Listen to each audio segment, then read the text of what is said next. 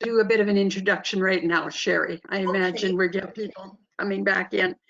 I know that you are the manager of Val More Consulting, and I read about you having 20 years of experience in training people in government, business, and nonprofit.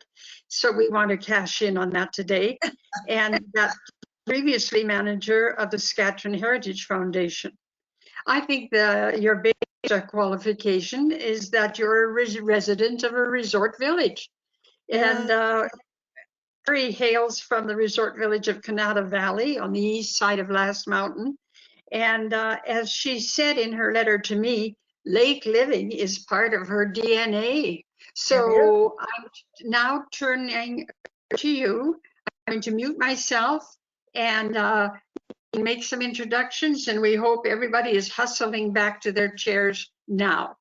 Sure, Lynn. And Lynn, before you mute yourself, I'm just going to share my screen. I just want to make sure that you can see it okay. So just let me do that now. And okay, yes, I see. I see it. Oh, yes. So yeah, you should have the full screen up in front of you there, the single slide. So do you want me to give it another minute, Lynn, or should I go ahead and get started? I think you should get started because folks, they're grown-ups. They know about doing two things at once. Sounds good. Thanks so much, Lynn. And thank you, everyone within PARCS. As Lynn said, my name is Shari Hildred. I'm a PMP, or project management professional, designated since about 2007. And as Lynn said, about 20 years of professional management and leadership experience, both working previously within government and over the last 15 years or so, just focusing in on the operations of nonprofit organizations. So before I get into the presentation, I just want to double check, Lynn. I believe I have to minimize my screen, so I want to try and do that to bring up my PowerPoint presentation. So hopefully I don't knock myself out here. I just see that the screen flipped over. Give me one moment. Okay, we'll just go back to the previous slide. We should be in good shape now here. So again, thanks so much to Lynn, as the coordinator of member services for PARCS, for reaching out and for the invitation to attend and address the membership for the 2021 annual conference or convention. The only thing that would be better is if we were gathering in person. So we'll have to make do. We'll have to make do remotely. I want to also thank Chuck for taking care of the technical pieces today, and he will be assisting when my presentation is done. So if there's any questions that come up or hands that are raised, once my presentation is complete, we'll have time for those questions at the end. And also thanks to Chuck for a really great and informative presentation on Ducks Unlimited. Quite enjoyed it. So again, thanks so much, Lynn, for the invitation. What I'm going to be talking about today, folks, is really a presentation on Robert's Rules of Order and more, as I like to call it. We are going to look at various aspects of conducting business, looking at how to more effectively and efficiently run our meetings, how we conduct our meetings, some of the best practices. And again, this particular webinar around Robert's Rules of Order and more, when we talk about presenting and facilitating, it is an area that is of great interest. I deliver webinars to the Southeast, Southwest, sport, culture, recreation organizations, districts here in the province, as well as some work I'm doing with the Saskatchewan Snowmobile Association and many, many more organizations and associations. So what I found is that there's a real appetite for this information to learn more about how we really can be more effective, efficient, organized, and that comes in all forms. We'll be looking at conducting meetings, agenda development, voting, minuting of meetings. I also want to talk a bit about conflict of interest. and what that means, and confidentiality and what that means, and how we conduct our meetings, as well as just overall strategies for successful engagement and facilitation. So for those of you that are in the position of chairing various meetings, whether it's within, you know, the municipality or the resort village or community associations you might be involved with, the great thing about Robert's Rules of Order is that it really is scalable and applicable to all organizations. So whether the organization is larger or smaller, these are really some good best practices that we can apply in a variety of different organizations. So with that, folks, just moving forward in the slide deck here, for this webinar, I am going to spend the balance of the morning moving through the material just to give you a sense of outline for the webinar. And we will, of course, have time for question and answer at the end. So we'll make sure that we allow time for question and answer, and also get you wrapped up in time for your lunch break so you can have your other meeting business on time this afternoon. So as I say, the balance of the morning, we'll start going through these materials. Again, ample time for questions, but I have included my email address, folks, because what I do find is, you know, we're going to cover an awful lot of information, and sometimes individuals will go back. You might be applying some of the things that we're going to cover today, some of these best practices. You may end up having questions, or you want just a little bit more guidance and advice.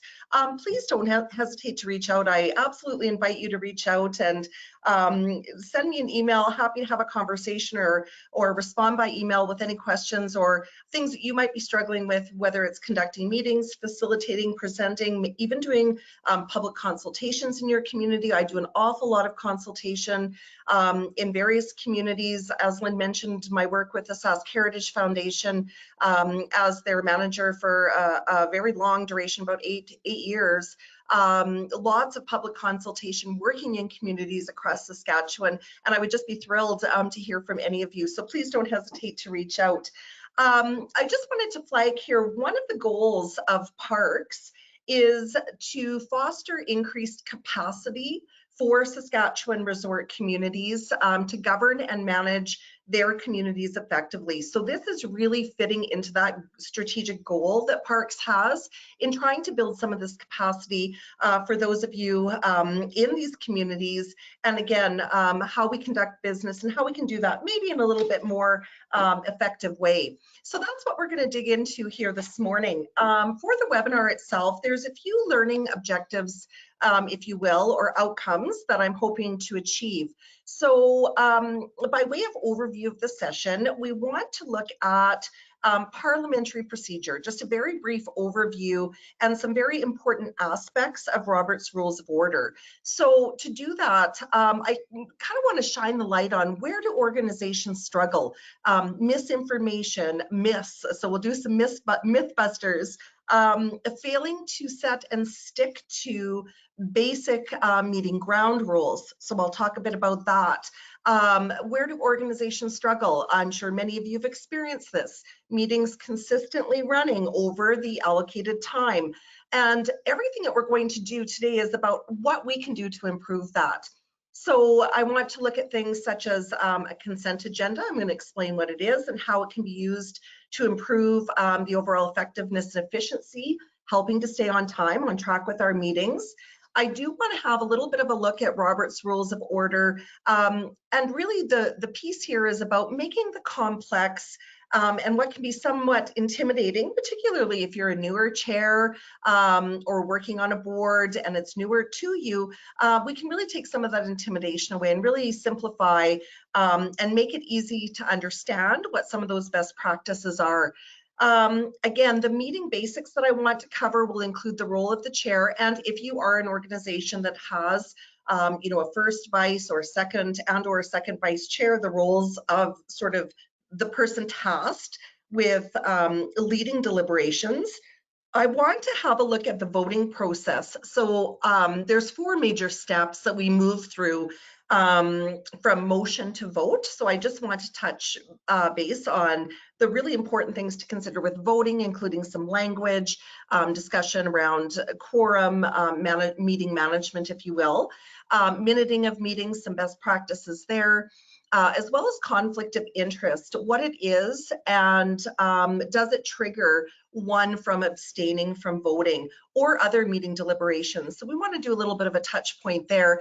And then just some overall tips and tricks, as I say, to successful meeting facilitation and engagement of participants. So again, with the overview of Robert's Rules of Order, we'll be looking at ground rules, quorum, the agenda, including what a consent agenda is, process for motions, process for voting, process for minutes, and then the role of the chair, which is a really important position, and again can be quite, quite intimidating. It can be a lot to take on, but how can we make that a little bit more simplistic and manageable? But what are some of the strategies that we can use that really support being able to chair a meeting and do so in a very sort of confident way and following all of the good practices that we're going to cover today. And again, as I say, whether it's a larger or smaller organization, everything that we're covering is very scalable, so it can apply to different sizes of organizations, different sectors. It doesn't matter if it's, within sort of the RM or the resort village sort of focus, whether it's other community boards or organizations. So as I said, a quick overview of Robert's Rules of Order. It is commonly referred to as Robert's Rules, so simplistically just as Robert's Rules. When you look at Robert's Rules, there really are two main sections. For the first section, it's referred to as the basics. So generally, Robert's Rules of Order serves as a guide for conducting meetings and really facilitating how decisions are made or the processes around decision making for a group of individuals. The book does provide other information, a bit of a history on parliamentary procedure. I am going to just make a couple of notes, talk a little bit about parliamentary procedure. This original Robert's Rules of Order, I mean, it dates back to 1876. That's when the very first version was published. We saw two major revisions since then, in 1915 and again in 1970, and smaller iterations along the way. The 12th and current version or edition was actually released September 1st of 2020. So that's the one that I'll be referring to as we go through and look at some of these best practices. Robert's Rules of Order is recognized as the most widely used reference for meetings, procedure, and business rules in the English-speaking world. So it's not that there aren't other versions of parliamentary procedure. It just so happens that Robert's Rules is the most widely used. So it is the one that I'm referencing. I often get questions on other models, which I am to some degree familiar with, but certainly Robert's Rules is the one that we see most predominantly used. Again, when we look at Robert's Rules, I really want to point this out that this is a guide. It's about how we can look at procedures for meetings, and it's not about the law. So this isn't a legal handbook. This is about procedures for conducting meetings. Again, as a reference, Robert's Rules really is designed to answer as nearly as possible any question around parliamentary procedure. So I do want to do just a brief overview on parliamentary procedure, and then we'll move into the materials themselves, which start dissecting the component parts of Robert's Rules. So as I said, there's two pieces or components to Robert's Rules. The first piece and then the second half offers us a variety of topics, and this is where we get into and the topics themselves are covered in great detail. We will cover the highlights today. So all of the various topics in the back end of Robert's Rules focus on things such as quorum, or the minimum number of members required to be present for deliberations. It talks about agendas, and sometimes referred to as the order of business. So we'll talk a bit about agendas. It very specifically hones in on the importance of creating a space where every member of that group has a chance to speak or to address the floor. And this is where we tie in that really important role of the chair, because again, the chair is really the orchestra conductor, if you will, making sure that everyone does have that fair and equal opportunity to address the floor and to engage in debate. So again, I want to draw that early link between assignment of the floor and the role of the chair. Other sections that you'll see within that second component of Robert's Rules include voting. So voting to decide a course of action can be done in a multitude of ways, and we'll look at those various models or options that we can use for voting. Other sections of Robert's Rules talk about officers in an organization, the election process, nominations, again, really flagging that each organization is going to decide for itself which officers to have. There are some traditional ones that we're used to, the chair, vice chair, secretary, treasurer, for example. And again, that's within the purview of the organization. There may also be committees that are created within organizations, and there is some guidance and advice in Robert's Rules around the establishment of committees and what their role is to assist an organization. Again, the real important piece here is that we remember every organization has its own basic rules that are contained in its bylaws. So again, think of Robert's Rules as, you know, guidance and advice for conducting orderly meetings, thinking about the governance of an organization, but not forgetting that the bylaws of the organization, those which describe the organization itself, its purpose, the requirements to be a member officer, how meetings are scheduled, if there are boards or committees, those pieces would all be contained in the governing bylaws. So again, these are just a few topics that are covered within Robert's Rules of Order. I also wanted to flag that I believe it was last, Lynn can correct me if I'm wrong, but I think it was PARCS August newsletter talked about bylaws. I went and had a look on the website, and I thought it was a really good piece because it did flag and share with members some pieces around good governance and what does good governance look like. So the idea that when a council can sit down and really craft rules that govern each part of their community, so whether it's a resort village or an RM, the idea that bylaws describe what should and should not be happening in each part of the community. And as you folks know, there are areas where the Municipality Act requires, so it's mandated that a resort village or an RM have a bylaw. So for example, those mandated areas are taxation, you know, making agreements with other communities, you know, council remuneration, speed limits, for example. So we have those pieces, and certainly there are also many other aspects of community operation where council can choose to have a policy rather than a bylaw.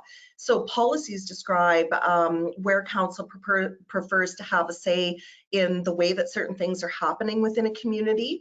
And, you know, we consider both. So we have Robert's Rules that allow us for orderly conduct of our meetings. We have our bylaws that are the guiding light, the governance guiding light of an organization, but we often will have policies too within the organization. So I flag that for you because certainly I'm open to having any of those discussions or any of the questions that you may have at the end of this webinar. Part of my background, my first portion of my career, about 16 years working as a civil servant within the government of Saskatchewan. I did complete public policy studies at Johnson Shoyama Graduate School of Public Policy, and I did spend some time, even with my work with the Sask Heritage Foundation, looking at the Heritage Act, revisions to that act, adjusting legislation, if you will. So I'm quite happy to have any of those discussions if folks want to as well at the end of the webinar. So with that, folks, moving into just a quick overview of parliamentary procedure. As mentioned earlier, Robert's Rules is the most widely used version of parliamentary procedure, as it really does support the governance of meetings to a diverse range of organizations. So there are many interchangeable terms for parliamentary procedure. You might hear folks talk about law of meeting, procedure at meetings, conduct of meetings, procedures of rule of order. So again, lots of interchangeable language, which is all pointing back to parliamentary procedure. And again, parliamentary procedure are the rules that really just help us maintain order and ensure fairness in our deliberations and in our decision making. So again, a really important role for the chair is they're leading these deliberations. When everyone knows or at least has a basic understanding of parliamentary rule, meetings tend to run far more smoothly. You will have more productive meetings. I would argue you're going to have more engagement in your meetings, and we'll talk about why when we talk about the role of the chair in facilitating meetings. Again, some of the basic principles that we look at with parliamentary procedure, they're very simplistic. Some of those basic rules, taking up one piece of business at a time, for example.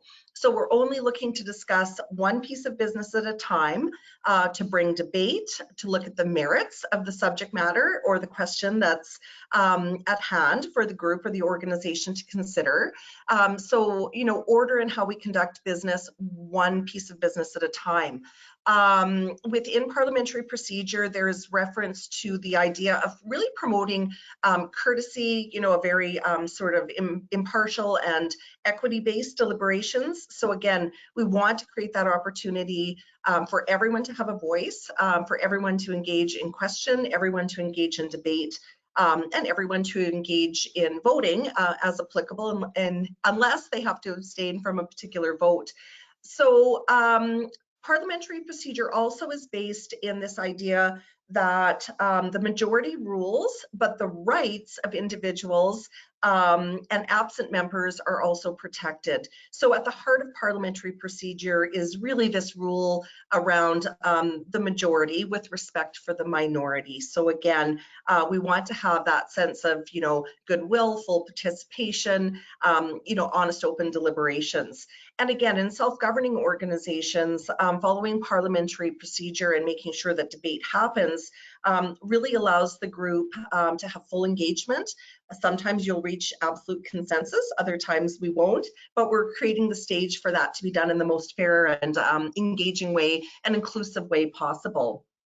So one thing I do want to point out, folks, when we're sitting on a board or we're sitting, you know, within a decision-making body, council, for example, really want to reinforce that that entity speaks with one voice. And the way it speaks with that one voice is through motion. So when we're making motion for decision-making purposes, this is really where that collective is going to leverage that opportunity to speak as one voice. So again, this is where we talk about the majority, so what the majority is voting for, but again, it reflects the entire entity, even if not all members of that entity are in favor of that particular motion, for example, that's been brought forward. So I just want you to keep that in mind as well, this idea of speaking as one voice. Now, before we get into the Robert's Rules of Order itself, I want to consider where meetings really present challenges to us. So what are those challenges, and then how can we work to overcome them? So I've mentioned a couple of them already, the idea of misinformation or missing information, incomplete information.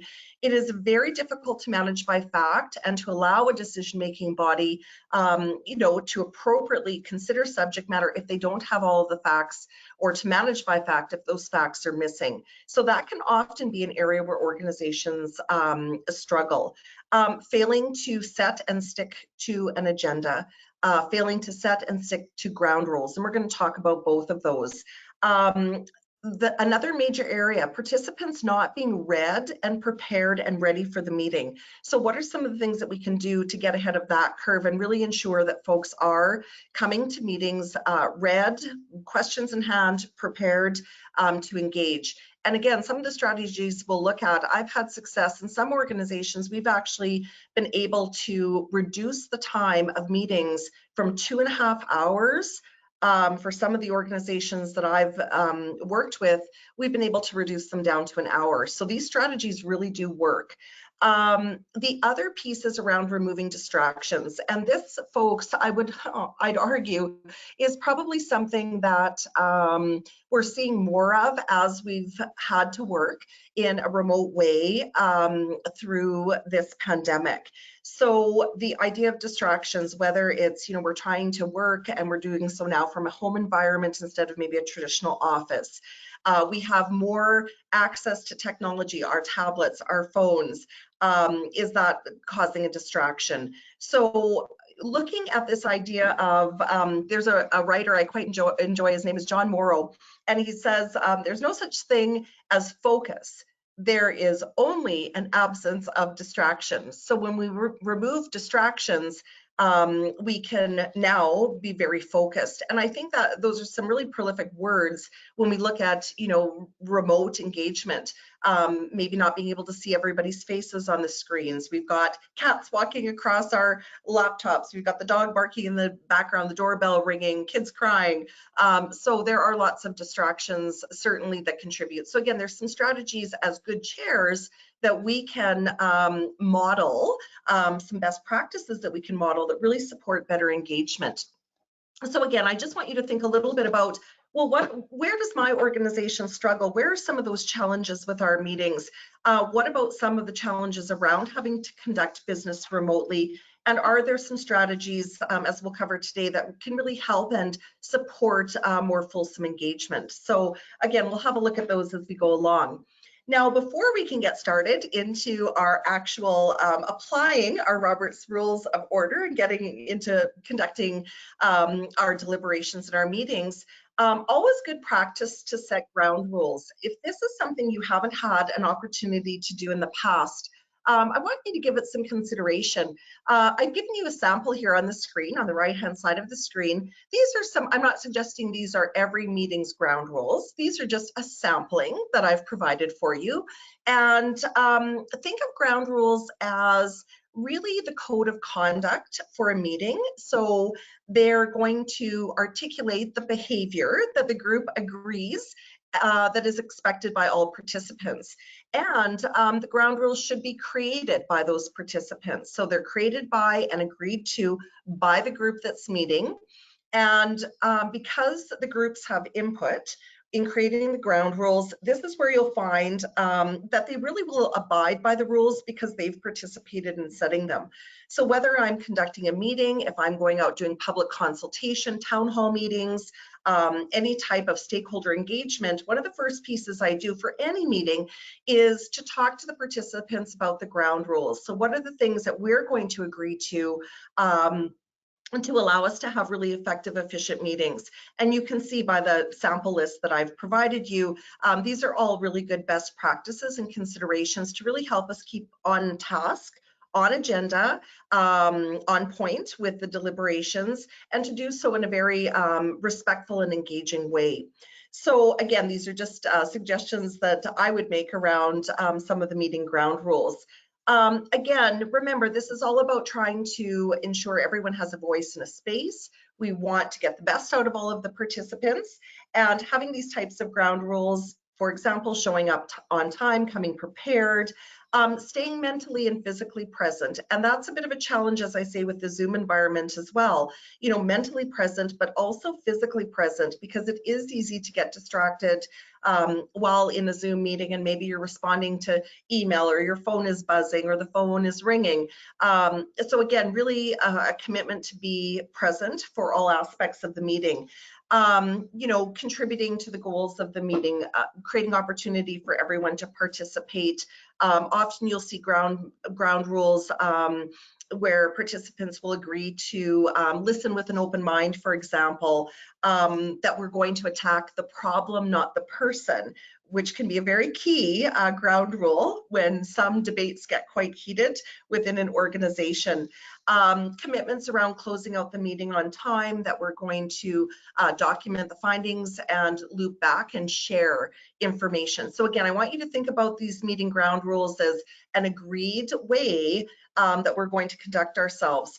I'm going to come back to these ground rules later, the importance of establishing them when, particularly as a chair, we have some challenges that are happening within our deliberations, or challenging personalities, and how we can actually use the ground rules to help mitigate situations that may arise. So again, you might have a single slip up by one individual, but you may also have individuals that are repeatedly sort of violating the ground rules. So again, what can a chair do to make sure that we're dealing with those, tiny little slip ups? But if we're starting to see that there's real violation of these ground rules beyond the acceptable limits of the group, it may be necessary to do something such as take a break or even speak to certain individuals a one-on-one to try to de-escalate the situation. So again, really reinforce the importance of ground rules.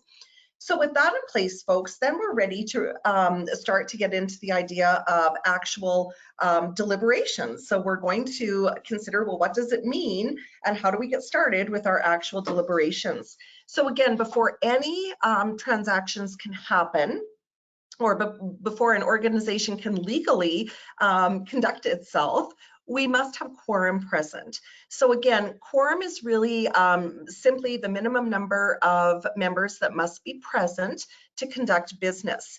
Now, generally, organizations' bylaws, constitution would contain this number.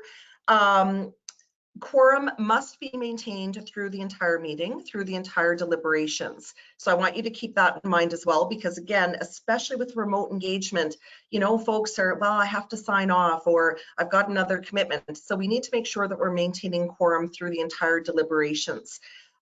Many organizations, folks, and usually, as I say, within the bylaws, constitution, there'll be indication of minimum, maximum number of members and what quorum looks like. Some organizations simply rely on 50-50 rules. So as long as 50% of the members are present, many organizations, even those I work with, they use a rule of 50% plus one. So for example, if you had 12 members on your board, you'd have to have 6 plus 1. So as long as 7 were present, quorum would be satisfied. Again, it is very rare that meetings have perfect attendance. What I will tell you is I have experienced far greater meeting attendance reliability from participants once some of these strategies that we're looking at today are put in place. So when you actually have really effective, efficient operations, individuals know their time is going to be well spent, things are going to move along, we're going to stay on point. I actually see the participation of boards or organizations increasing with regularity around the board member attendance. So again, that being said, it is rare that a board meeting has perfect attendance, all throughout, let's say, a fiscal year, for example. Do encourage the chair. You want to make sure you're looking for quorum before the deliberations start. Very often the secretary will also assist with making sure that we do have quorum present. One piece I wanted to flag, if quorum exists at the beginning of the meeting and we do start to lose members, the chair should be watching for this as well and should state loss of quorum before taking any further votes. So other members may also make a point of order. Oh, excuse me, Madam Chair, point of order. I believe we've lost quorum with Sally leaving the meeting, as an example. So again, other members are welcome to flag this with the chair. In the event that there is no quorum or we don't have quorum continue to be satisfied in a meeting, the secretary should reflect this in the minutes and that quorum was achieved and at what point in the meeting it was not achieved, date and time, just so we have that documented. Again, the minutes could also include a statement that non-binding discussions were held. So you may have quorum through the meeting, you lose quorum, and then you're just having non-binding discussions. So again, that would be absolutely appropriate and adequate. So, and keeping with quorum protocols. So just keeping that mindful eye, knowing what your quorum is, and keeping a mindful eye on quorum. So with that, and I've started to allude to this, the role of the chair, I just want to spend a little bit of time highlighting some of the other really important attributes or aspects when we talk about the role of the chair. This is a very important position. The board chair holds the primary responsibility, of course, for establishing and announcing the existence of quorum. All board members are of course accountable to the chair, so respect for the chair. All members are accountable for adhering to the parliamentary procedure, to the checks and balances that have been agreed to for the deliberations.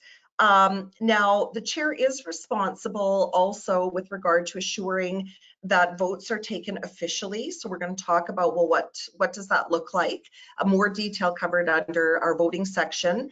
And also noting that the vice chair, or if the organization has a second vice chair, that these individuals would assume the role of the chair if required. So for example, the chair would have to leave a meeting, or the chair isn't available for a meeting, the vice chair would provide all the roles and responsibilities and functions of the chair.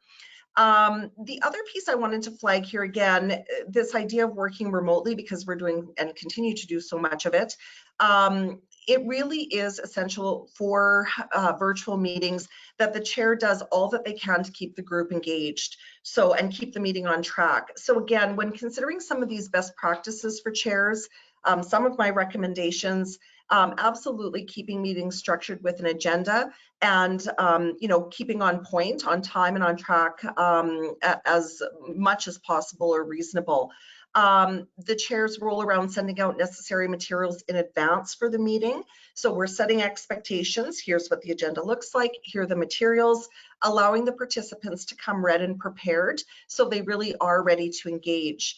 The chair will work with the secretary relative to the taking of the minutes, more on that later. The chair may also provide, for example, a follow-up email if we're meeting remotely, just to summarize discussion points, outcomes, particularly action items that might require attention before the next meeting. So again, that would be another role potentially of the chair. And as I say, it is really easy for individuals to become disengaged in our virtual world that we're deliberating and having meetings in these days. So again, this is a real opportunity for the chair to lead by example. So again, you know, individuals could be distracted by email or getting up to grab another cup of coffee. So again, as a chair, assuring folks that they will have, you know, regular breaks. I teach classes at the University of Regina, project management, professional and management leadership classes. And all of the classes, well, it's been, it was a year in March, so we're a year and a half now of delivering remote classes, more than that. And for those classes, we take, you know, I tell the students regular break, top of the hour, 5 minutes. We're going to take a break, so they know that they have that opportunity to refill that cup of coffee, maybe quickly respond to an email. So then I'm asking for their undivided attention during the actual class. So again, we can replicate that with the role of the chair, making sure that you have small breaks built in, so folks know that they're going to have that opportunity. And again, asking for, you know, complete sort of mental and physical engagement during the deliberations of the meeting. Again, I sort of say as chair, if you model the role, so you don't as chair want to be the one being distracted by email or getting up to refresh your water. We really want to model the role and set the stage and the tone for the meeting, and set the expectation. And when we do this, and I've certainly noted it, you know, over the last year and a half or better, but honestly, for the projects I've run, I've been running them, many of them remotely, over the last 10 years. And so when we have the chair really modeling this type of behavior, it very quickly will become the norm. And again, you're going to find that you will have increased engagement and participation, and really, engaged participants that are paying attention, that are really wanting to be part of the deliberations. So again, sort of modeling that best behavior and using some of those best practices. So again, just a few pieces when we think about the role, the very important role of the chair. The other piece I want to speak to around the role of the chair is really around, I've sort of put it in this category of leading dynamic meetings. So when we are a chair, I want you to think about being a facilitator. So when we're sharing information, there's a few avenues. One is doing a presentation. So in a presentation, such as I'm doing today, it's about 80% of the time is pushing information out, and maybe 20% of the time is responding to questions. So that's presenting. When we're teaching, it's about 50-50. I'm going to share an idea, a methodology, a theory for 50% of the time, and then the other 50% of the time is engaging, asking questions, doing hands-on type work, having discussion. So 50-50. And in facilitation, which is the role of the chair, the facilitator is really only spending about 20% of the time sharing information, and about 80% of the time is the deliberation. So in facilitation, when we're facilitating as a facilitator, it is putting a topic on the table. So our agenda allows us to put a topic on the table, and we want the bulk of the time to be around that engagement, that dialogue. So again, as a chair, when we talk about effective attributes of a chair and effectively facilitating, it's creating that environment, doing a bit of crowd control, we'll talk about that, but putting an idea in front of the group and then really facilitating a fulsome discussion. So when we talk about facilitating, you are not just sharing information, but you're keeping an eye on the room or an eye on the virtual room. You are still looking for body language. Are you facial expression? Are you seeing any indication that someone is not agreeing? Are you seeing expression that maybe indicates someone isn't understanding? So again, these are the pieces that we just start to talk about in leading dynamic meetings. So again, facilitation is a process. It's one that to be an effective chair, you really do have to hone your skills around the different characteristics or attributes of effective facilitation.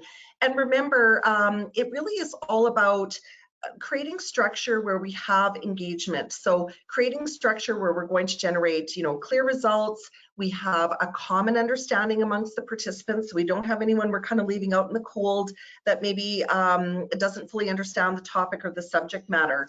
There are a few other attributes around leading dynamic meetings. As I say, it's really mastering, a few basic procedures, basic understanding of Robert's rules, looking for those opportunities and recognizing where members maybe aren't speaking or aren't engaging, and can we invite them into that. Effective chairs will understand the handling of motions and obviously the voting process. We'll cover some of those pieces as well as we move forward. Other considerations, the order of business, so making sure that it's logical, it makes sense. Do we have our business laid out in a way that really supports dynamic meetings? As I say, becoming familiar with parliamentary procedures. And probably most important, folks, I always say, as a chair, going easy on yourself. So if it's something you haven't had an opportunity or spent a lot of time doing, really going easy on yourself. And as I've noted here on the slide, a couple of tips. Think about processes of well-run meetings. Think of deliberations that you've been at, meetings where you've been able to step back and say, well, that was really successful, really productive. We got to the work that we needed to, we made the decisions that we needed to, and then ask why those particular meetings were so successful and so productive. And those things that you garner from examining a really well-run meeting, you can start to replicate those when you yourself are chair or when you're participating within meetings. So again, as I've noted here, groups are incredibly powerful resources for an organization. And when you are able to tap into all of those resources, you're really getting, some dynamic information, dynamic engagement, best group interaction, and really effective use of time and effective decision making. So again, a lot of emphasis sort of put on the chair, the roles and responsibilities of the chair around successful meetings. Now, so this is a little bit around leading dynamic meetings, but what about chairing dynamic meetings and taking it the next step further when we talk about facilitation? So I've given you that example of, well, here's what it means when I'm presenting or mostly pushing out information.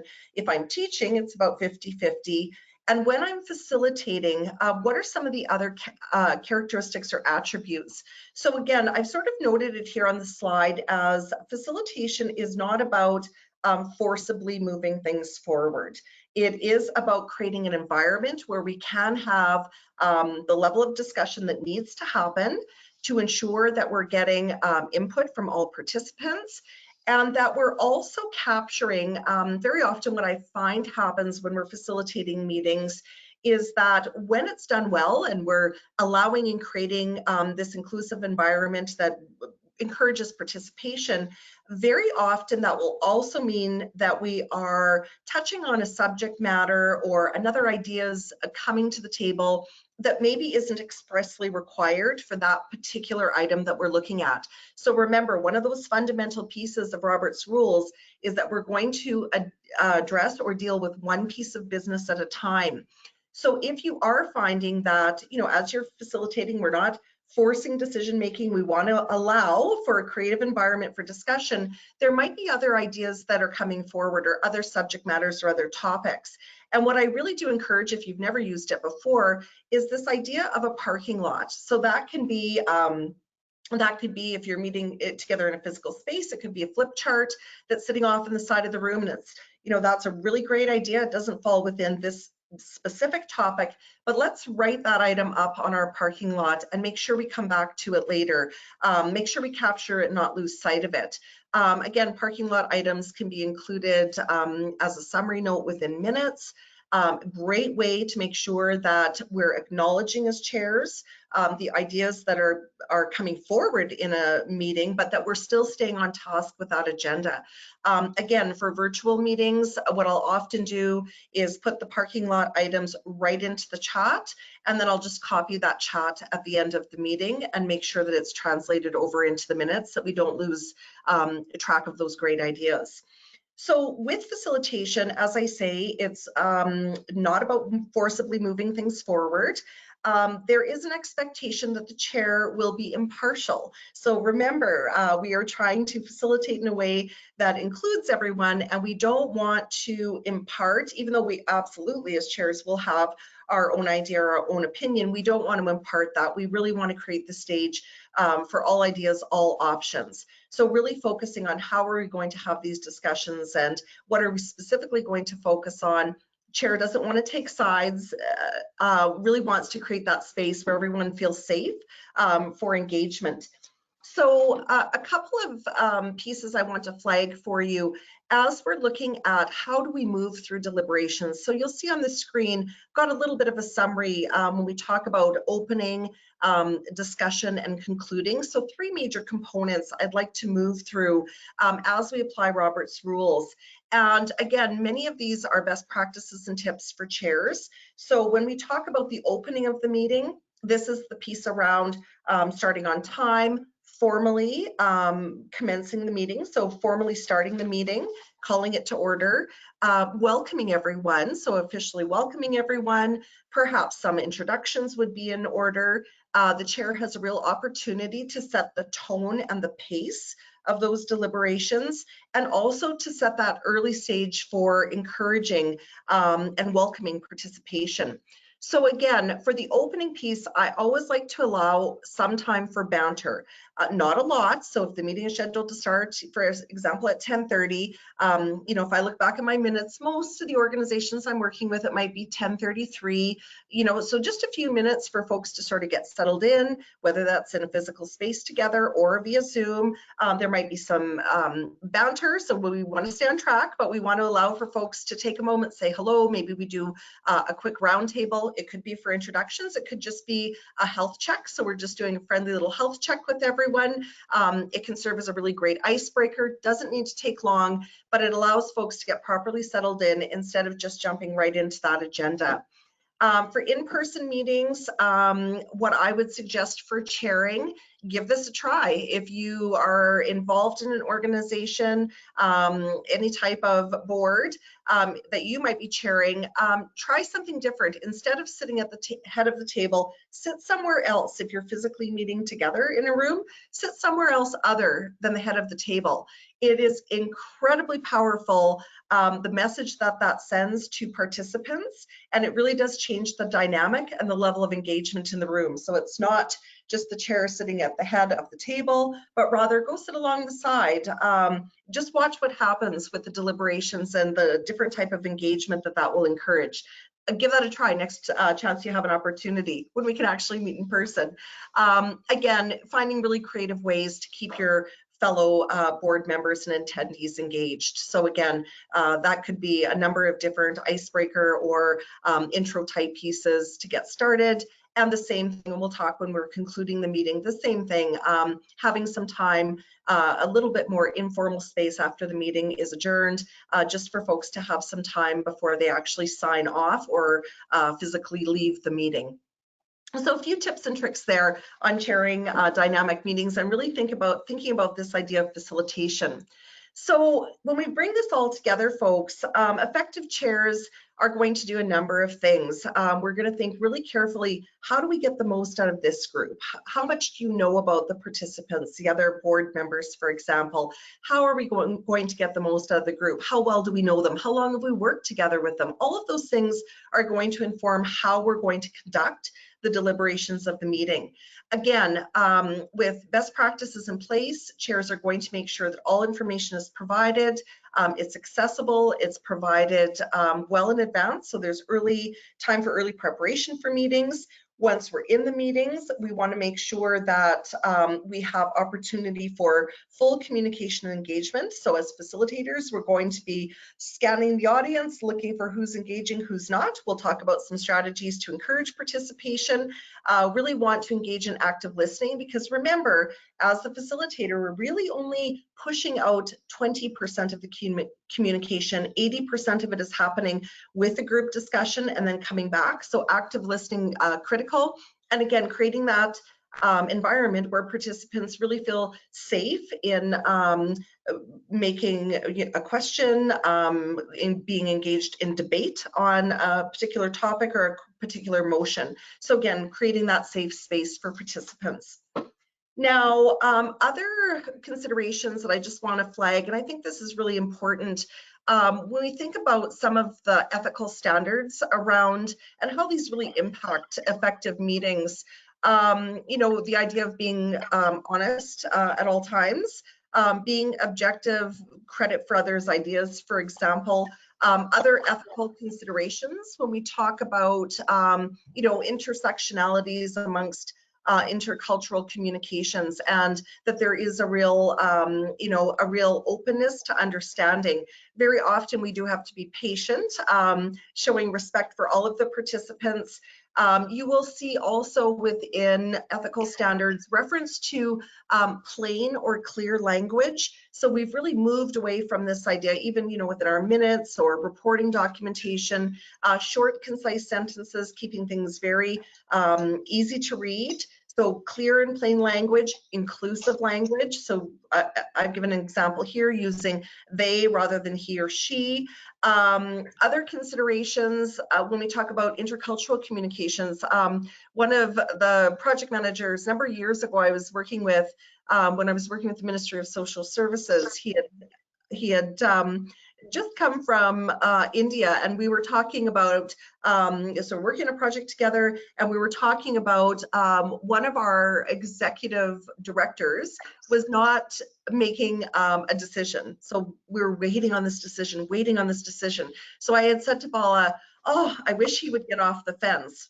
And so Bala doesn't know this term or this jargon that we use. So he's looking around, what on earth is Shari talking about? So I had to explain to him, it's that intercultural communication. Oh, it's jargon we use. When somebody's sitting on the fence, they're not making a decision. So just being really sort of mindful of who the audience is, and that we're applying all of these considerations, you know, throughout the meeting, and with all of our engagements. Again, I do teach a 2-day class on effective business communications where we take a deeper dive into ethics and ethical standards and considerations around facilitation and presentation. So again, if folks are looking for additional best practices or advice, I'm happy to share some other strategies with you. So with all of that in place, folks, all of these things are applied by the chair or the chair leading the meeting and participants to the meeting, but none of this can happen without our agenda. So the agenda, once we've talked about quorum, but now the agenda itself, the work that's going to be done, the topics that we're going to discuss, and in Robert's order, it's referred to as agenda management. Agenda management. And this is the idea that we're going to create a fixed order of business that fixed order of business is represented in our agenda. So for the agenda basics, or the fixed order of business basics, again, in moving through that sequencing of, we're commencing the meeting, we want to move into discussion, and then we're going to conclude. The agenda basics really do cover the flow, if you will, of the meeting. So we know that the meeting starts with call to order, and very often there will be other items that we are going to address. We did it today, very lovely, Lynn, and well with Chuck, recognition of treaty lands, for example. So that could be some of those opening pieces. I work with a number of, one of my clients is a Pan-Canadian disability organization. So at the beginning of our meetings, we check and make sure that all accessibility needs have been met. So that's one of our opening pieces. I make sure that the English to French translators are on the Zoom call. I make sure that the American Sign Language, the ASL interpreter is on, and that she can see her board member that requires ASL interpretation. So we check for accessibility needs in that organization. There's other organizations I work with that we actually deliver a charge to the executive, and the charge to the executive is actually an excerpt out of their code of ethics that speaks to, and as a reminder around confidentiality. So some organizations will do a charge to the executive. I always create an opportunity at the start of the agenda for an opportunity to state conflict of interest. We're going to talk about conflict of interest more on the coming slides. Other organizations I've worked with, we may have, for example, a safety moment, or I was teaching a class over a customized class for Sask Power, and they started every one of their meetings and any deliberations with this idea of a safety moment. So it could be something just simplistic, but it's keeping safety top of mind. So when we're starting our meeting, I want you to think of all of these other aspects that really start to set the stage for standard items that we want to cover that we maybe don't think about, and they certainly can be listed on the agenda itself. Any of those specialty items, as I call it. And also, very often there'll be a bit of a roundtable, a bit of a check-in, particularly with virtual meetings. So again, might just be a little bit of an icebreaker. So once we've got that covered, we typically move into minutes of the last meeting. You may have officer, committee, executive or other reports, financial reports. There could be unfinished business, which is sometimes referred to as old business. You may also have business arising. Business arising is very specifically any business arising out of the minutes of the last meeting.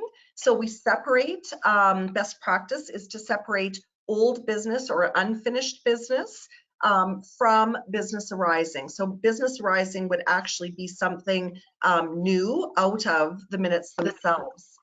You may also have brand new business on the agenda.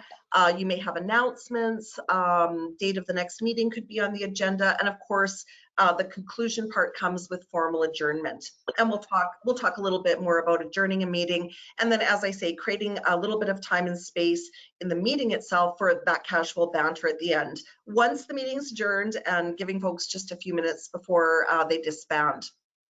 So those are some of the basics that you'll see relative to this idea of fixed order of business. Now, before we move into the composition of an agenda and some recommendations there, I just wanted to do a quick touch point on conflict of interest. Now, I know all of you will have undoubtedly at some point in your professional, your volunteer or other work, come across this idea of conflict of interest. So again, by definition, it is a situation in which a person has private or personal interest sufficient enough to appear that it could influence their objectivity. So again, that can be actual or real conflict of interest. So where official duties are or will be influenced.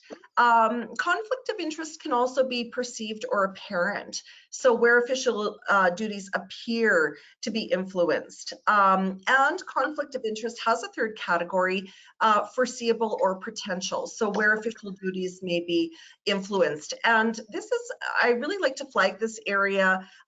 You know, it's something we need to consider in all organizations, but particularly, as you folks know, in resort villages, in RMs, you know, where, for example, even myself, you know, you're a business owner in a small community. So I have to think about that if I'm sitting on a committee or I'm sitting on a board to ensure that I'm not putting myself in any type of conflict of interest position. So let's say if my consulting firm were to apply to do work within, you know, for example, my resort village. So we have to be careful of these real or perceived, actual or real, perceived or apparent conflicts, or anything in the foreseeable future.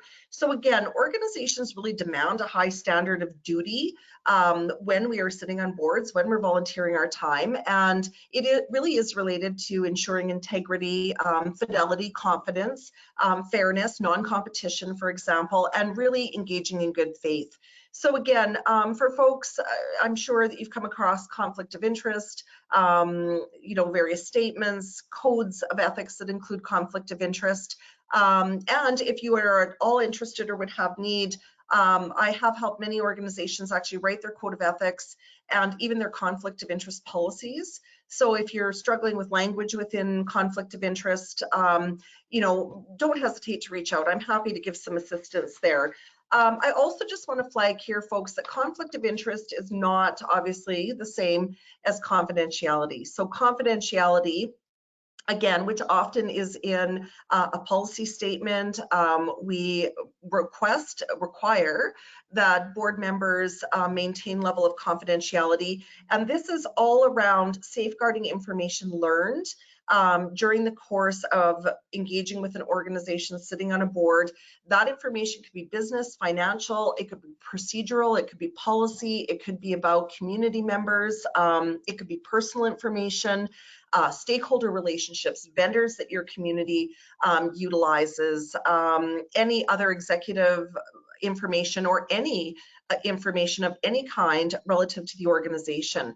So again, when we talk about confidentiality and our responsibility, it really is that any and all information learned, confidential information learned in the course of representing an organization is held strictly confidential.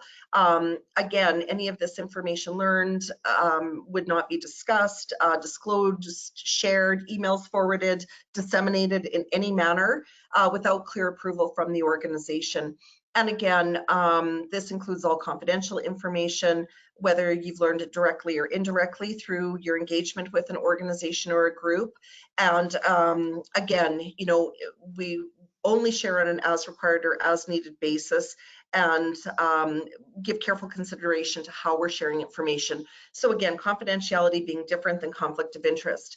Again, with confidentiality, policies, confidentiality forms or agreements the board members sign. If you're at all interested, again, lots of different examples where I've helped organizations actually put together, and I can send you samples of different conflict of interest and confidentiality agreements, even just samples for you to consider if it's something you know your organization needs but doesn't have in place at the moment.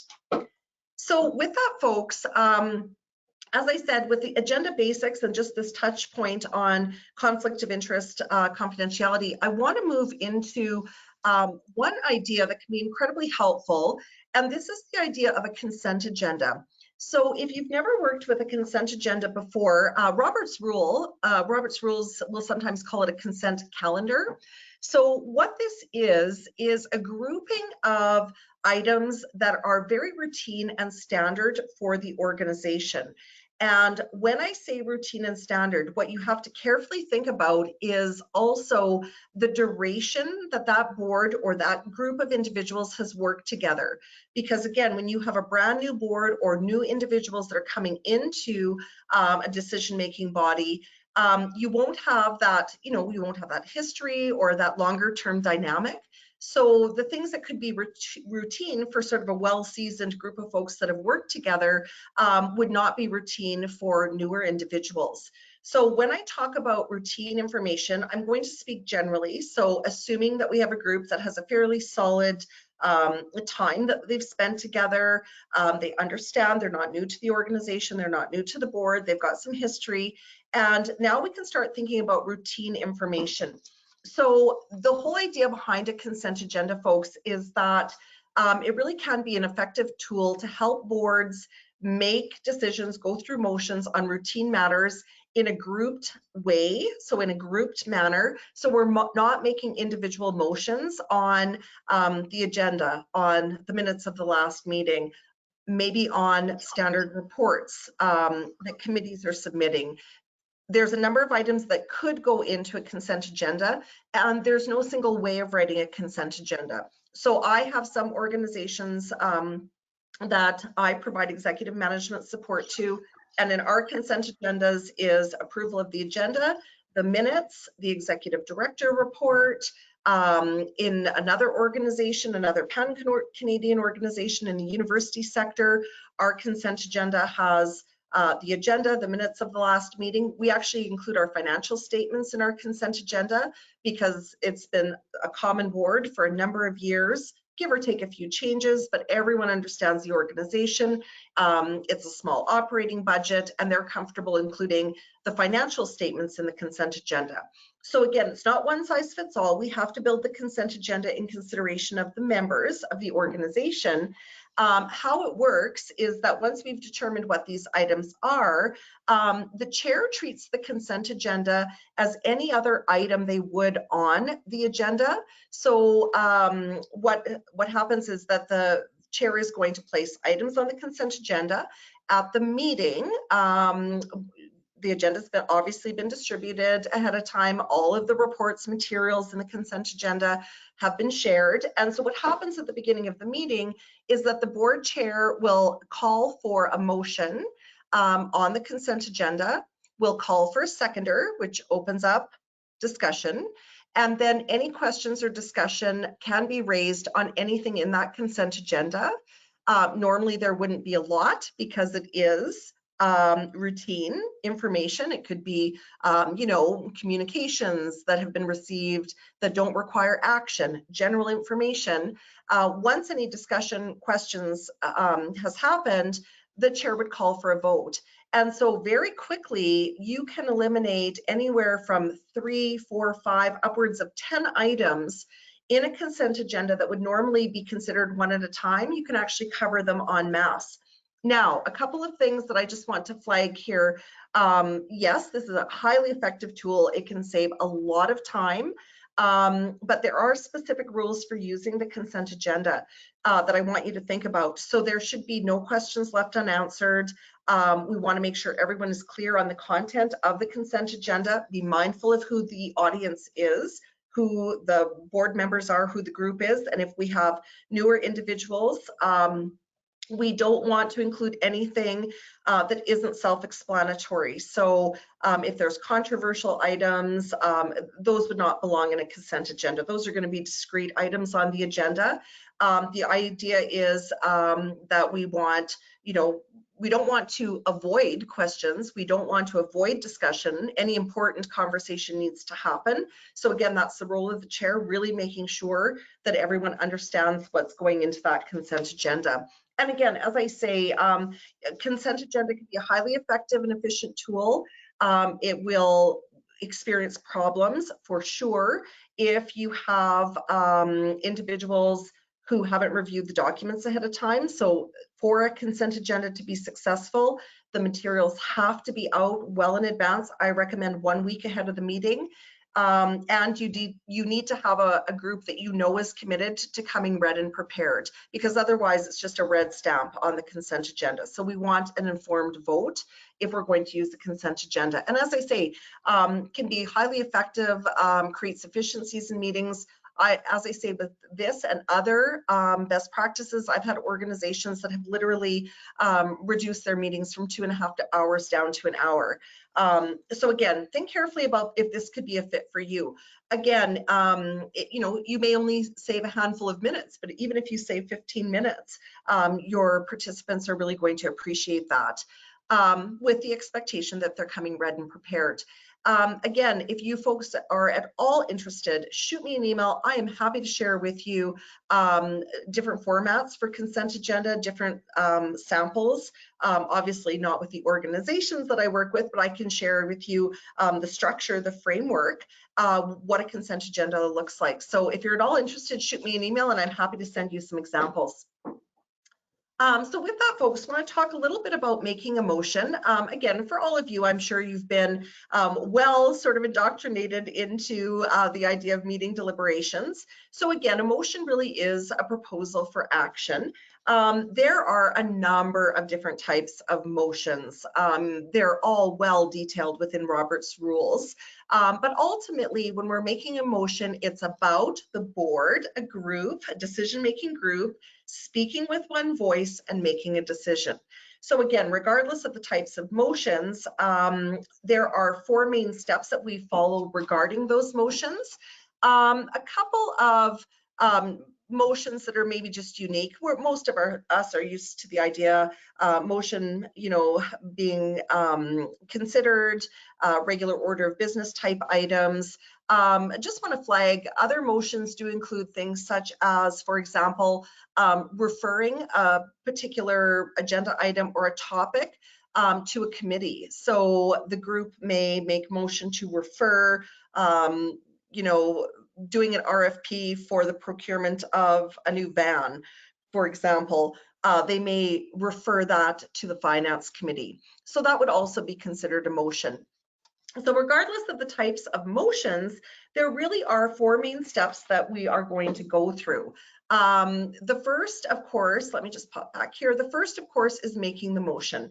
So again, when a motion is being made, we want to make sure, the chair in particular wants to make sure that the motion is clearly understood by everyone in the room. So again, the motion would be stated, and very often the chair will restate it for the benefit of the secretary to make sure it's recorded appropriately, but also to make sure that there is a clear understanding with what that motion is. So again, this is where the chair is, you're paying attention to the room, to the virtual room, making sure that you're not receiving or seeing any kind of body language that would indicate that there was any question as to the understanding. And we want to make sure that we have a very clear, single, specific item that we're dealing with, that the motion isn't a motion on 2 different separate items. We want clear, separate business items. So there's a few things early on that the chair is going to be paying attention to. So once the motion is made, then of course, we need a seconder. So seconding a motion, this is one of my favorite sort of myth busters, if you will. When an individual is seconding a motion, this doesn't mean that the seconder agrees with the motion. So it does not necessarily mean that. It just means that the seconder believes the motion is worthy of discussion. So again, if you are seconding a motion, it doesn't signal or indicate in any way that you're in support of that motion. It's simply signaling that you think there is merit in this motion having additional discussion. So when one member has made a main motion and it has been seconded, and it can be as simple as, so for the language, it's just as simple as I second the motion, that's quite adequate. Then the chair places the motion in front of the board. So the chair would say, it is moved and seconded that, and then would actually repeat the motion, exact words, which also reinforces and makes sure that everyone clearly, it helps make sure everyone absolutely clearly understands what the motion is that's being contemplated. So again, it is moved and seconded that. We repeat the motion. Is there any discussion? That's all the chair does. Is there any discussion? Remember, they're facilitating. They're not sharing their opinion, their idea at this point. They're simply starting this piece, that second component of the 3 components, the discussion component. So again, is there any discussion would be how the chair is going to signal that engagement can start. And remember, it's up to the chair now to really be that orchestra conductor to make sure that every voice can be heard. Watching the room again, are there individuals who maybe aren't engaging? Can the chair, encourage engagement? Asking questions as we move along. Are there any other thoughts or comments? Sometimes a round table just for opinion or ideas.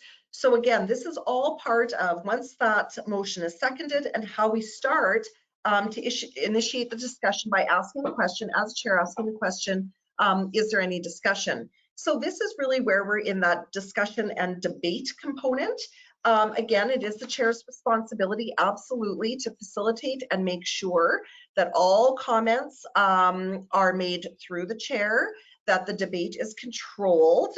We want to make sure we're ensuring fairness and balance, and we are sticking to the motion that is on the table.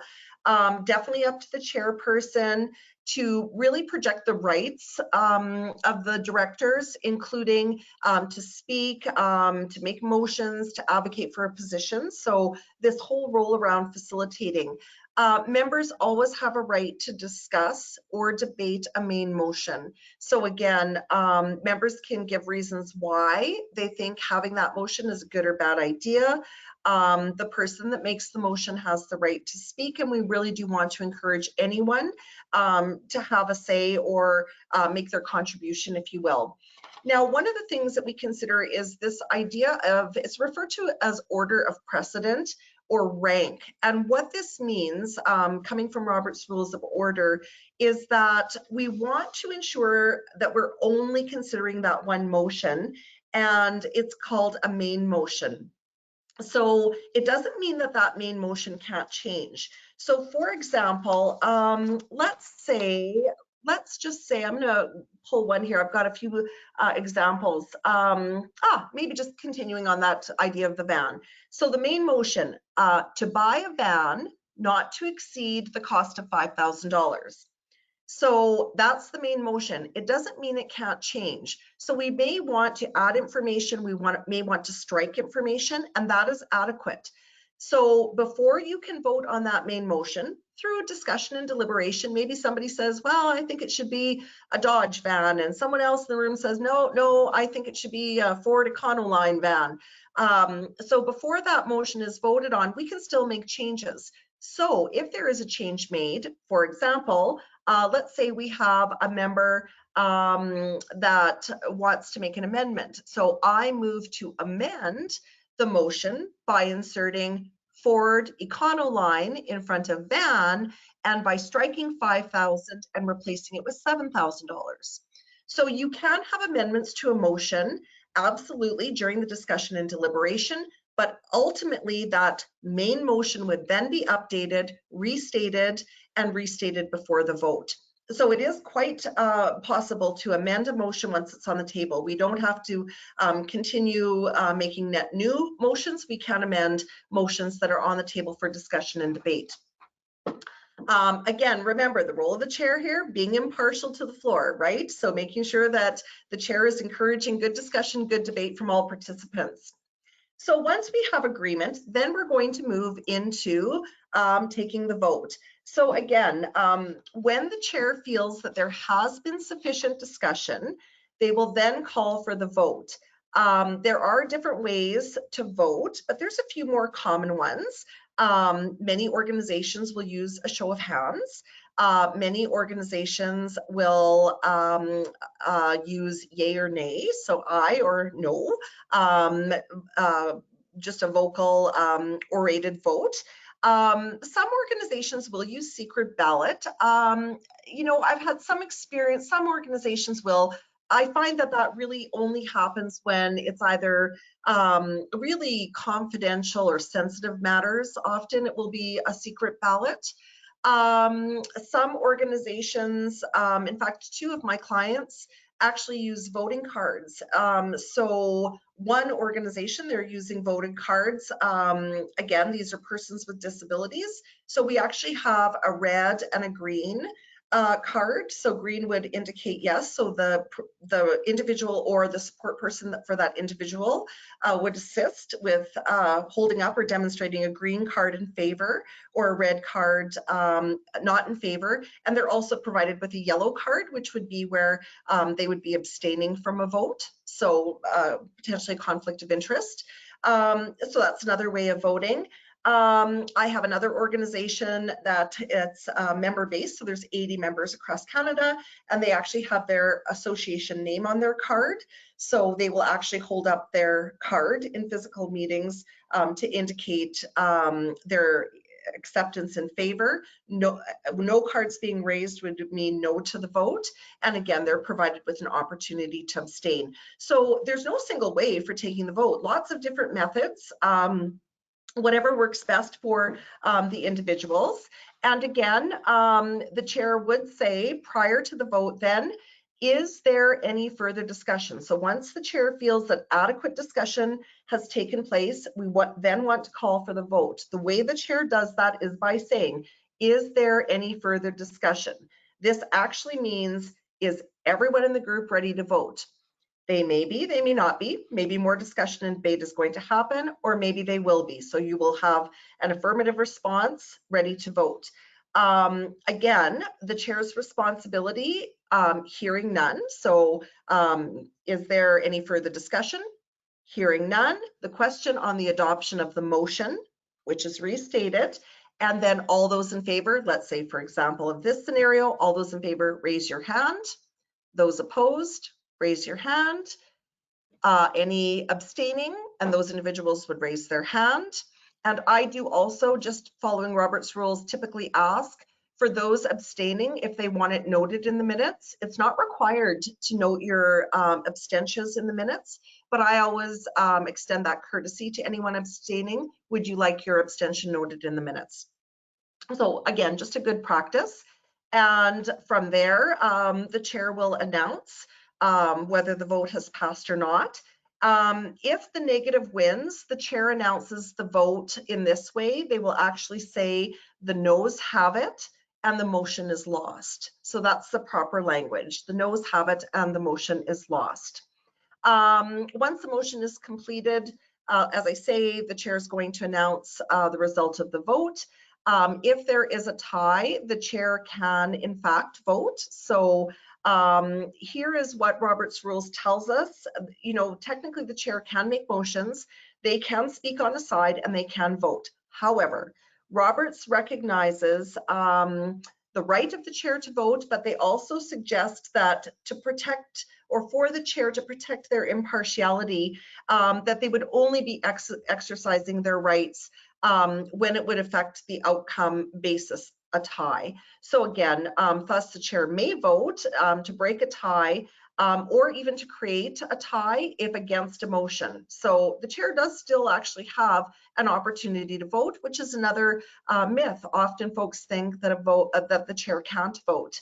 Ex officio, many organizations will have ex officio members. I am an ex officio member of a number of different committees within a number of different organizations. And as an ex officio member, so for example, you could have, you know, your bylaws could state that the treasurer of the board be an ex officio member of the finance committee. So your bylaws could state that. And absolutely, that individual as ex officio, the treasurer is ex officio to the finance committee, absolutely they can vote, just like all of the other members on that committee.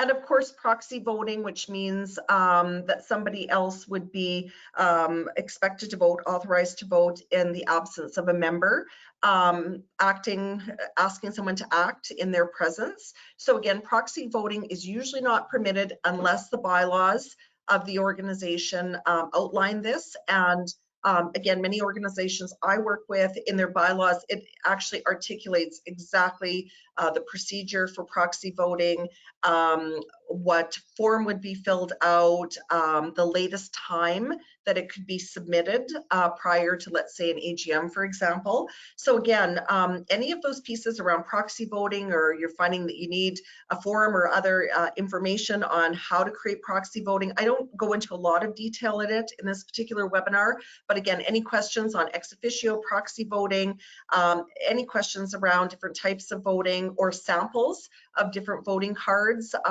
different models that we use, different ballots that I use with various clients, I'm happy to share any of those templates or approaches with you. So again, last component, taking the vote, variety of different formats, making sure that we have a clear understanding of what the majority has indicated. The final pieces, folks, are really in that third component now, that concluding piece. So when we look at a progression diagram, again, as a chair is looking at, moving through the agenda, moving through the fixed order of business, we now want to go through some of the best practices around concluding that meeting, concluding those deliberations. So again, we've gone through and we're bringing closure to each item through motion, through vote, and in turn articulating the collective single voice of the board or the group. Really good practice as a chair to summarize the results and also anything that might come next. So at this point in time, folks, is really where I like to try to end the meeting on a high note. Very often there will be discourse, there will be disagreement. Not all discussions, debates, and deliberations go smoothly. So it's a real opportunity to maybe highlight, we maybe didn't all agree, but here's some of the areas that we do have shared or common understanding or agreement. Trying to highlight some of those more positive areas, particularly if it's been a tough deliberation. I always like to include a bit of an action plan when I'm summarizing results. So, here's what we decided today. Here's what's going to happen next. So again, just laying out sort of the action plan, if you will. Always like to revisit that parking lot we talked about. So just taking an opportunity with everyone to let them know that the ideas that we have parked have not been lost. They've been documented and will be considered perhaps in the next agenda or future agendas. Again, always take that opportunity to thank participants for their hard work, for their perseverance, especially if it's been a tough meeting. As I say, highlight areas of achievement or areas of commonality, and you may want to even, review areas that the group really has where they're grounded strongly together. Again, it can be a really nice sort of end piece as we adjourn out the meeting. And then, as I say, sort of adjourning on a positive note and formally, you only need a motion to adjourn a meeting. You do not need a seconder because we're not putting anything on the table for debate. So a motion to adjourn the meeting is quite adequate. And again, as I say, you may want to create some space and time, whether it's virtually or in person, just for some of those informal discussions, a bit of banter as folks sort of exit the meeting. Again, very often, depending on the nature of the meeting, what's happened, you may be using a survey or doing a post-mortem or some other group evaluation or debrief after a meeting. And again, you would note that as you're summarizing your results, survey to follow or a debrief to follow, that would be entirely appropriate as well. Just a quick word, folks, on the minutes of meetings. So as you know, these are the tangible records that are recording the decisions that have been made. So we're looking at recording decisions, not what was said or who said it. When I go through and work with organizations, very often when I'm looking at minutes, I often think, oh, wow, these secretaries of the board are doing so much unneeded or unnecessary work and putting far more into the minutes than is what's really required or even appropriate. So generally, we want to include what was done, not what was said, what was decided, not what was said, the text of the main motions, or if those main motions have been amended and what that final main motion is, So the text of the main motions should be in the agenda. How the vote stood should be, or pardon me, in the minutes. How the vote stood should be in the minutes. Again, different organizations will have provision for meetings and voting to happen online and even via email. If there are any of those types of votes that are happening, they should also, the results should also be captured in the minutes. Many organizations choose to have their minutes signed by the board secretary and sometimes even by the board chair. Not a requirement, but many organizations do. I work with a number of non-for-profit organizations and their respective auditors. Auditors tend to like to see the minutes signed. So just something to think about. It might make for a smoother audit process as well if you adopt signatures of your secretary and your board chair on your minutes.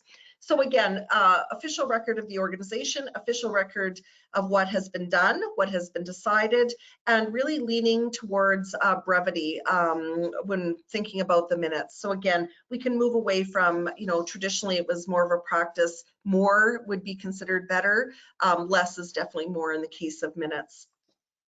And again, if you don't already have a good minute outline, there's countless different ones that I use. Some include an action item section. Always happy to share templates if you're looking for something new or something different or a better mechanism or tool to record your minutes.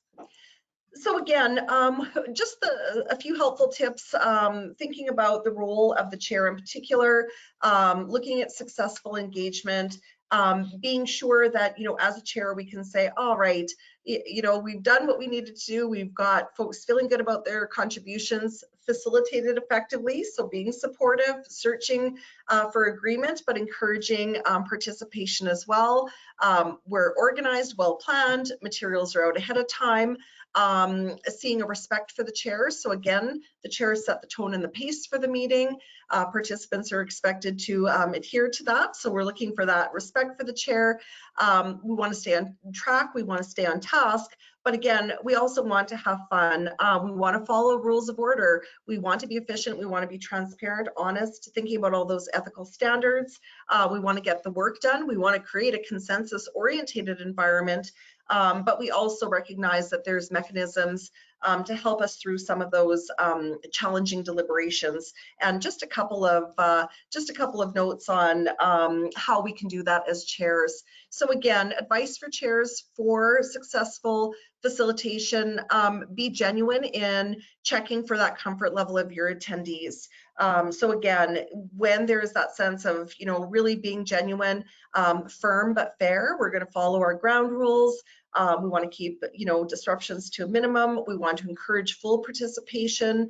Also being prepared as a chair to have some strategies in your toolkit around conflict resolution. And I'll just give you a few before we wrap up the webinar today, because I really do feel it is important. And to be a good chair and to deal effectively with difficult situations, you have to have a few tools in your toolkit. So again, just general advice for chairs in successful facilitation. Some of the best work comes when we have conflict, whether we like it or not. Conflict does produce new ideas, better alternatives, things that we maybe wouldn't have thought of before, more collaboration. That being said, conflict, as much as it produces important results, can create a dynamic in the room or in the virtual room. So remember, we want chairs to be very objective, to be able to deal with difficult situations. Your first sort of insulator around that as a chair is enforcement of those ground rules. So any of those things that we talked about, only one individual will speak at a time. Could be a ground rule. We will not speak over one another. So again, the role of the chair, fairly and firmly enforcing the ground rules that have been decided upon can be the first insulator. I really encourage, correction of violations, if you will, to the ground rules. Make sure that you're doing it the first time that they occur and as soon as they occur, because if we don't, then you're just going to see a little bit of a snowball effect happen. So we want to be fair and we want to be consistent. Use your ground rules. They're a great buffer for you as chair. The group agreed to it. They came up with the ground rules. They agreed to it. Hold them to it. Other difficult situations you may need to deal with: crowd control. So again, There's a number of different aspects of crowd control when folks get heated. So as chair, you can always, again, point to the positive, point to the shared. Maybe we don't agree with everything, but here's the shared areas of agreement. Can we, go easy and sort of look at these lesser shared aspects in, a reasonable way where everyone has their turn and has their voice. Again, I really put this in the category of prevention over intervention. So if we can prevent the dynamic getting heated and prevent having to intervene, we really do and will have far more effective and efficient meetings, far better engagement. And as I say, look to the group for support. They've created these ground rules. They've agreed to them, so look to the group for support. Again, we want to make acknowledgement of all the participants. We need to act as moderators, so we're acknowledging each individual, giving them space for discussion and deliberation. As a chair, we're also looking for that body language that somebody may disagree and maybe isn't contributing. How can we maybe draw out their engagement? So again, not just acting as moderator, but really looking to engage everyone. And when the discussion is over, really summarizing the main points that the group came up with. And again, really looking to highlight the positive and that we'll work through the areas that we maybe have that disagreement. No easy way. It's a bit of a challenge for sure as a chair. Other challenges fall in the category of challenging behaviors. I'm sure all of you have experienced some of these things, individuals having side conversations, somebody who is simply dominating the conversation, individuals that will repeat what they've heard from the person speaking before them, or they're simple ramblers. They can take, one or two thoughts, which should be one or two sentences, and talk for half an hour. Again, where people don't respect the boundaries and, start attacking individuals versus, the actual subject matter, the actual problem. We'll talk a little bit about some of those aspects of negotiation, if you will. Disruptive audiences, absolutely silent. We can't achieve consensus, and that's okay. There might be decisions or topics that we have to revisit. Maybe we need more information and we need to come back to a future meeting on a future agenda on areas that we're maybe not achieving agreement on. Again, lots of strategies, folks, with side conversations. And again, as an educator and somebody who facilitates public meetings and consultations, lots of strategies. Very often silence from the facilitator or the presenter will help with those side conversations. If you actually just stop and there's silence, you often can regain the focus. Finding strategies that are fair and appropriate to intervene when you have somebody dominating a conversation. So, I hate to interrupt, Jack. Thank you so much. You've shared so many different viewpoints today, so many different aspects of this topic. I absolutely appreciate those contributions, and in the interest of fairness to everyone here, want to make sure we hear from everybody today. So I'm going to stop you there, Jack, and move on to Sally. So you can cultivate and craft some expertise in thinking about how to deal with those conversation dominators. The same applies to those that are rambling or repeating. And I would strongly encourage, with respect to, sort of verbal attackers, if you will, again, in our ground rules, we have ample opportunity to include some ground rules that will set the stage that we have agreement that we're going to focus on the problem, not the person. More on that for the next slide. So again, this comes from Principled Negotiation.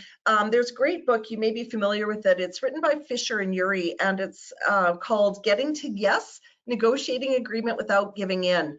And there's 4 principles that Fisher and Ury talk about that really have a good fit for what we've examined here today. As a chair, being able to make sure we're separating, and as participants in an organization, separating the problem from the people. So let's focus on the problem, and let's not make this personal. I've experienced this even at council meetings. So I know that it happens in community, and we just need to be able to ensure that we're focusing on the problem, not the individual. The same thing is true. What is the issue? Not individuals' positions around the issue, but what is the issue? Encouraging a space for creating possibilities, options, opportunities, more choice or opportunity to try to find mutual gain, so both parties can be satisfied. So again, this idea of generating possibilities is very much within this idea of being a facilitator, being a chair, encouraging those types of conversations. No idea is a bad one. Let's put them all out on the table.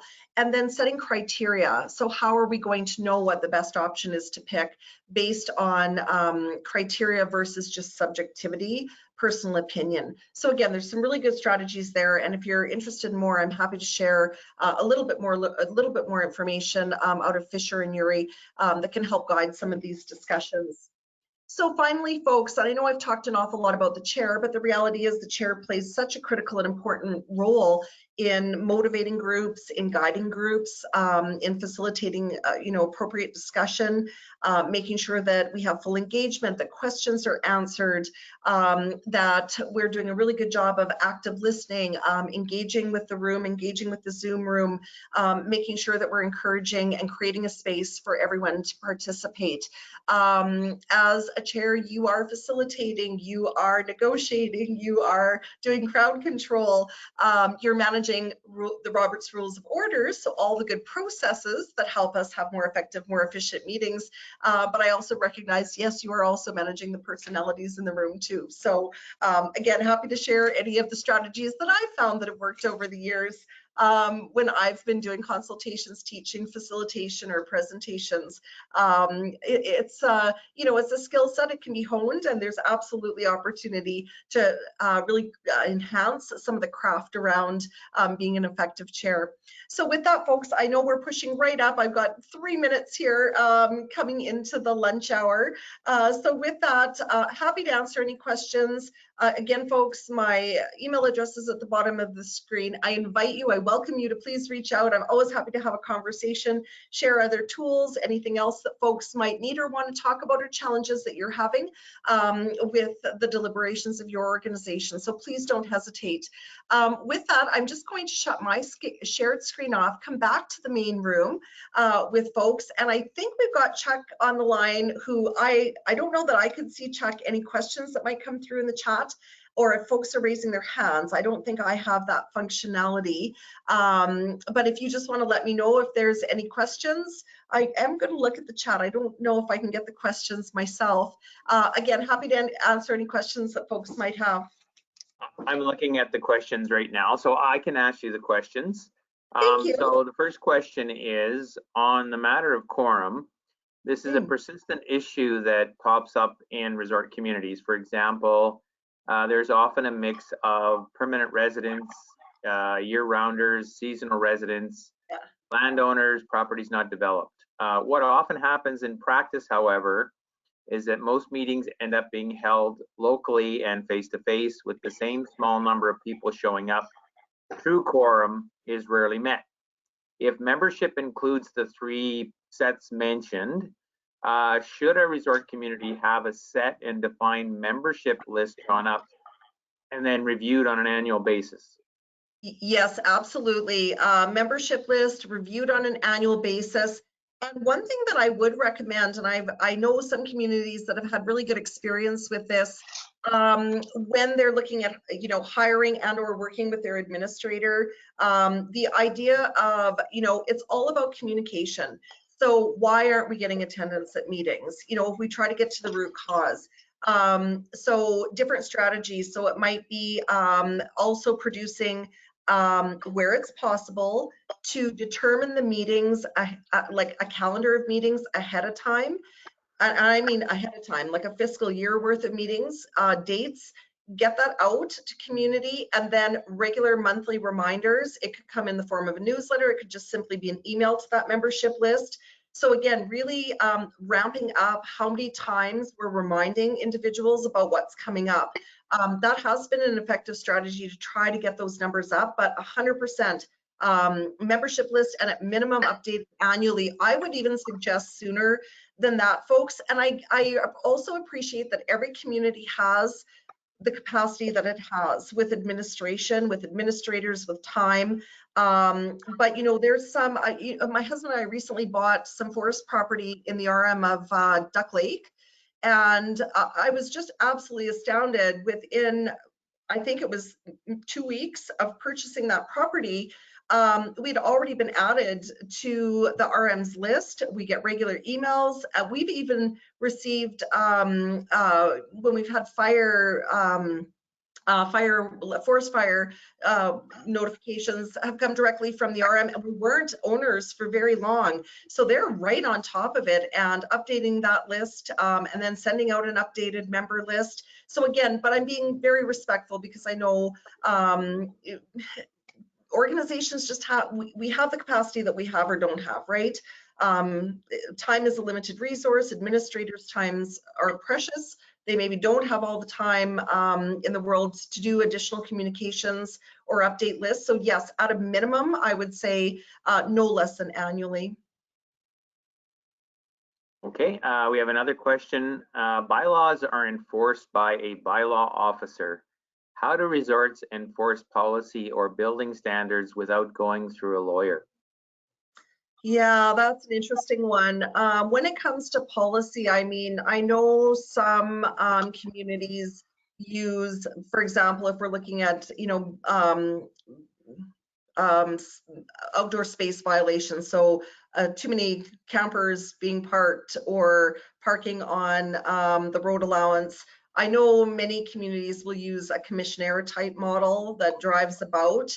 I haven't seen anything effective in my experience around even ticketing or enforcement around ticketing. So it's kind of one of those, I always say in that case, and I've been a proponent for years, it's about education, encouraging residents to do the right thing. So we're not in a place of, the enforcement side, recognizing we do have bylaws and we do have bylaw enforcement officers, but what is the word? Enforceable is it? We know it really isn't, right? And the only recourse really is to go through legal, which again is drawing on those limited financial resources. So I would be a proponent, and I remain a proponent, more education, try to build culture and community that is about doing the right thing. Okay, I'm not seeing any more questions. If anybody has any questions, put your hand up or type in the box, but that looks like maybe Yeah, and again, Chuck, and to everyone on the call, please don't hesitate to reach out. I invite you, send me an email. I know we covered a lot of information today, and often it's going back, and questions will arise. Reach out at any time. I'm always happy to engage with folks. So don't hesitate. And plus I'm always happy to hear from folks after the webinar anyhow. So. Yes. Hi, Shari. I'd like you to go first, Gary. Yeah, I just have a few comments here, and a great presentation, Shari. But for those that are maybe talking about motions, if you go to Robert's Rules of Order, they do have what they call a motions chart, and it does show all the list of order of precedence that motions take over one another. It talks about main motions, it talks about incidental motions, and it talks about motions that bring a question against bylaws. So I encourage people to go to that, councillors particularly, or Hamlet boards, or whatever the situation. Under quorum, a lot of RMs and resort villages are under the Municipalities Act, and they have different legislation on quorums. Yes, they do. Yeah. When it comes to conflict of interest and that kind of stuff. So there again, look at the different acts and see which applies. We, in different organizations that I belong to, when we do virtual meetings, because of the number of people and so forth, we when it comes to a vote, a question, we ask for those that are opposed rather than those that are in favor, because it's hard to see 20 people I know. on the screen raising their hand or a voting card or whatever. So we just ask for those that are opposed.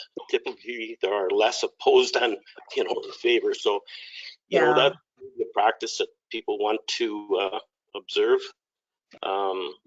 Here again, it depends if your chair can make a motion or not make a motion. That could be in a procedure. So just some comments to clarify a few things. Thank you. Yeah, I appreciate that, Gary. And actually, I will note myself, even with the organizations that I work most closely with, providing executive management support, like as their contract ED or GM or whatever, we've made that move too. And I know it's totally contrary to Robert's Rules of Order, but we have been doing it as well, because you're right. Generally, you might have, you know, generally you have less opposed. And it's just, I mean, when you start getting 80 colors on the, or, you know, 80 participating, you know, in an AGM, it just becomes onerous. So I agree with you. We're having to get creative in this virtual world. And just one last comment is, you know, a lot of organizations tend to go away from the Robert's Rules of Order when it comes to motions. Typically, a topic will come up. It'll go for discussion and debate, and then a motion will be made. It seems to be the preference nowadays in smaller organizations.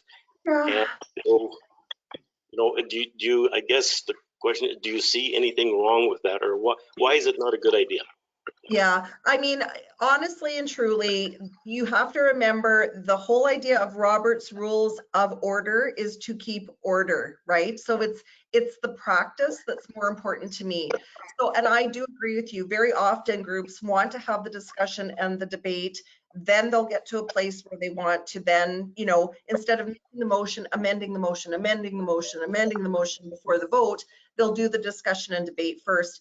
I've actually had some organizations too where they'll say to follow best practice, they'll do their discussion and debate at one meeting, but they actually won't do the motion until the next meeting. So they give sort of that time for folks to think about it, digest, especially if it's sensitive matter, and then they'll come back and see if they can get a motion on the table that reflects what those discussions and deliberations look like. So again, I don't think there's anything wrong with it. It has to be, as with any guidelines, it's about what works for the organization. So if that works for that committee or that board or that council, nothing wrong with it, as long as the motion ultimately, when it is made and seconded, we follow that it is understood and folks know what they're voting on. I don't think there's anything wrong with having that discussion and debate up front.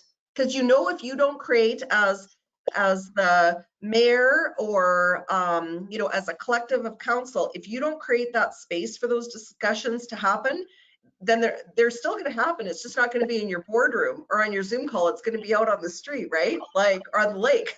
So you may as well create the opportunity for the discussion. And again, it's what works for the organization. And as long as it's a clear motion, folks know what they're voting on, it's recorded properly, I think all the transparency is there, and that's absolutely adequate. Thanks, Shari. And I see Lynn giving us the time. Gary, I must interrupt you. We passed the noon time, and a totally different webinar happening in 20 minutes with a different bunch of people. So we have to close up. I have to close. Thanking you, Shari. You don't have late living in your DNA. You have meetings, well organized, respectful meetings, honest meetings, proactive and fun meetings. And it was fun having you, Shari. Thank you very much. Oh, and everyone else. Pleasure. And everyone else, this hearing endeth the webinar of the morning, and in 20 minutes so we will convene the totally different webinar, and we will have some different people at that webinar. Thank you, folks. Thanks, and all the best with the rest of your 2021 annual. Have a great day, folks.